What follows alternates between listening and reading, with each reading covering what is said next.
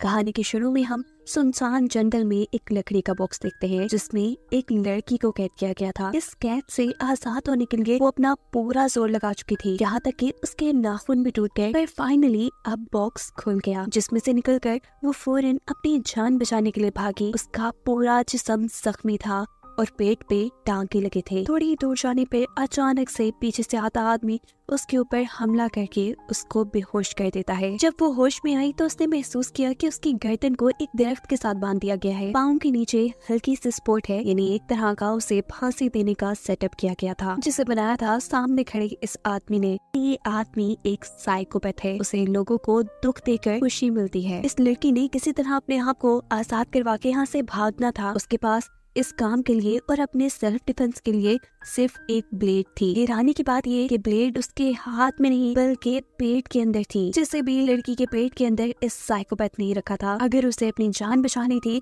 तो थोड़ा दर्द उसे सहना ही था। लड़की बहुत ही हौसले से दर्द बर्दाश्त करते हुए अपने पेट के टांके खोलकर अंदर से ब्लेड निकालने की कोशिश में लग जाती है, जो करते हुए उसकी सारी आंतें बाहर निकल चुकी थी। आखिर ब्लेड को निकालते ही वो लड़की अपने गले की रस्सी काट कर अपने आप को आजाद करती है। जब फौरन ही साइकोपैथ उसके पास आकर उससे पूछता है, क्या मेरे साथ अब ये खेल और कंटिन्यू रखना चाहोगी? आगे वो उसे कितना दर्द और टॉर्चर और देता, ये सोचते हुए वो लड़की उसे ना में जवाब देती है और खुद ही साइकोपैथ की उसके सर पे रखी हुई गन से अपने आप को शूट करके खत्म कर देती है। सीन कट होकर दूसरी तरफ हमें होप नामी एक लड़की दिखाई जाती है जो अपनी बेटी के पास बैठी थी, और अगले ही सीन में अब हम होप को उसी लकड़ी के बॉक्स में देख रहे थे जिसमें से पहले एक लड़की निकलकर भागी थी। होप भी उसी लड़की की तरह बहुत ज्यादा जख्मी है, उसके पेट पे भी टांके लगे हैं जहाँ से बहुत ज्यादा ब्लीडिंग हो रही थी। पता चला है कि इस आदमी ने होप को उसके घर से ही किडनैप कर लिया था। होप ने भी इस बॉक्स से निकलने की बहुत कोशिश की, लेकिन वो इसमें नाकाम रही, और जब उस साइकोपैथ को ये बात पता चली तो उसने खुद ही होप को इस बॉक्स से बाहर निकाल लिया। यहाँ साइकोपैथ उसके सामने नहीं आया। होप को यहाँ सबसे पहले जिसका ख्याल आया वो उसकी बेटी थी, जिससे ढूंढने के लिए वो जंगल में भागी, जहाँ जंगल में उसे अपनी बेटी का डैडी मिलता है। न जाने उसे क्या हो गया होगा, यही ख्याल होप के दिल में था, और इसी वजह से वो रो रही थी कि अचानक पीछे से साइकोपैथ आकर उसके सर पे डंडा मारकर उसे बेहोश कर देता है। जब होप को होश आया तो वो भी पहली वाली लड़की की तरह दरख्त से बंधी थी। गर्दन के इर्द गिर्द रस्सी, नीचे छोटी सी स्पोर्ट, यानी फांसी वाला सेटअप। होप सामने ही एक दरख्त पे एक मरी हुई लड़की को भी देखती है, जो जाहिर सी बात है अपने आप को यहाँ से आजाद करवाने में नाकाम रही होगी और मर गई। होप ने क्योंकि काफी देर तक कुछ नहीं किया था, इसलिए यहाँ साइकोपैथ आकर उसे एक लकड़ी देता है। होप समझ चुकी थी कि उसे अब अपने पेट के टांके निकाल कर पेट के अंदर रखे ब्लेड को बाहर निकालना है। वो अपने लिए तो शायद ये काम ना करती, लेकिन उसे यहाँ से आजाद होकर अपनी बेटी को ढूंढना था। अपनी बेटी के लिए ही सारा दर्द सहते हुए वो इस लकड़ी के जरिए अपने टांके खोलकर पेट के अंदर से ब्लेड निकालती है और अपने आप को यहाँ से आजाद करती है। इस वक्त पर साइकोपैथ उसके पास आता है और पहली लड़की वाला ही सवाल पूछता है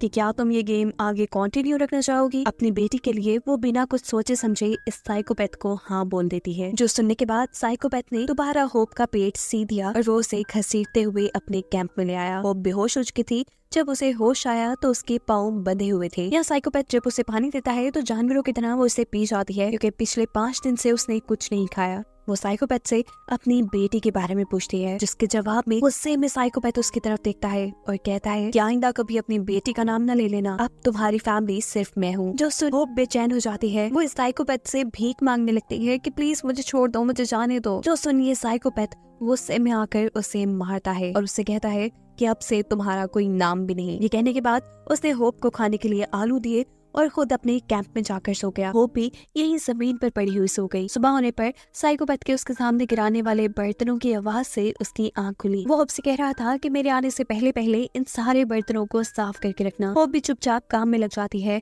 और इसी दौरान उसे सामने एक दरख्त से लगा चाकू नजर आता है। इस चाकू की मदद से वो बड़ी आसानी से अपने आप को आजाद भी करवा सकती थी और साइकोपैथ से लड़ भी सकती थी।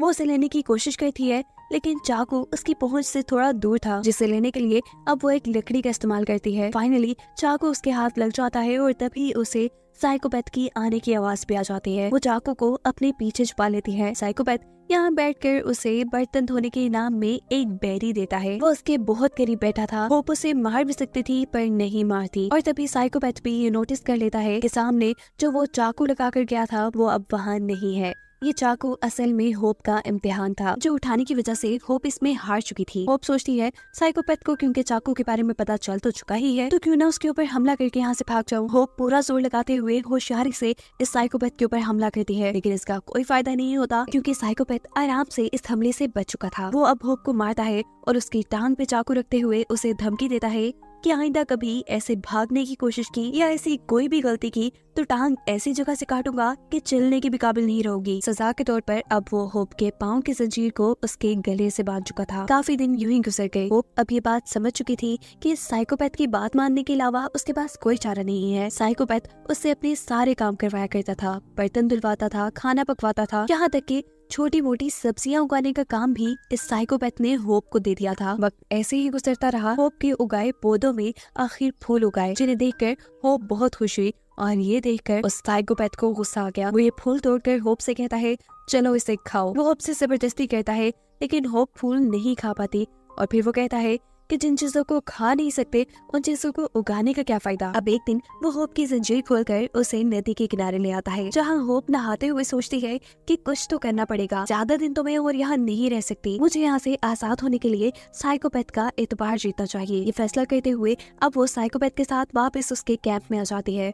उसकी आंखों के सामने वो खुद अपनी जंजीर को अपने गले में बांधती है और उसके कहे सारे काम करने लग जाती है।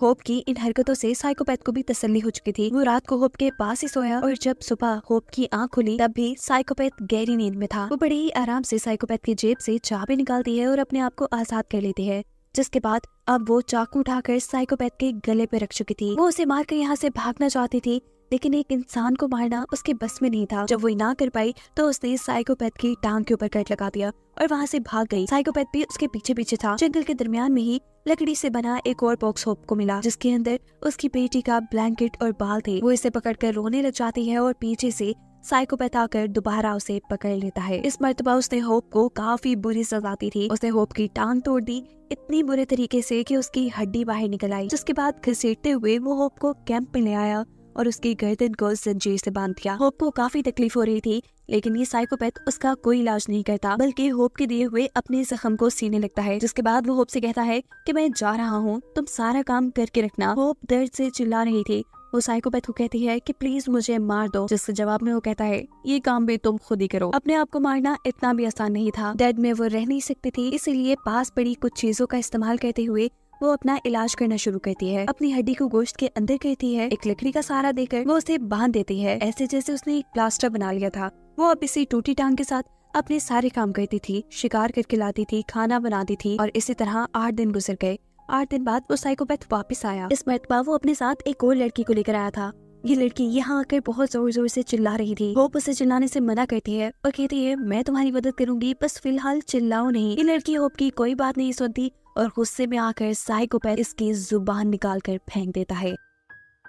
खून उसके मुंह से तेजी से बाहर निकल रहा था और चिल्लाना उसने अभी भी बंद नहीं किया था। अब साइकोपैथ होप को काम देता है कि इस नई लड़की को भी अपने जैसा बनाए, इन्हें सभी काम सिखाए। और अब साइकोपैथ इस नई लड़की के लिए वो चाकू वाला टेस्ट रखता है। जाहिर सी बात है कि अगर ये लड़की चाकू उठा लेती तो उसे एक बड़ी सजा मिलती। होप इस लड़की को समझाती है कि उस चाकू को लेने की कोशिश ना करो, वो एक ट्रैप है। इस मर्तबा होप की बात मानने की वजह से वो एक बड़ी सजा से बच चुकी थी। हम देखते हैं कि होप के गार्डन में दोबारा से फूल भी उगाए हैं, जिन्हें जब साइकोपैथ दोबारा से तोड़ने की कोशिश करता है तो इस मर्तबा होप उसे मना कर देती है।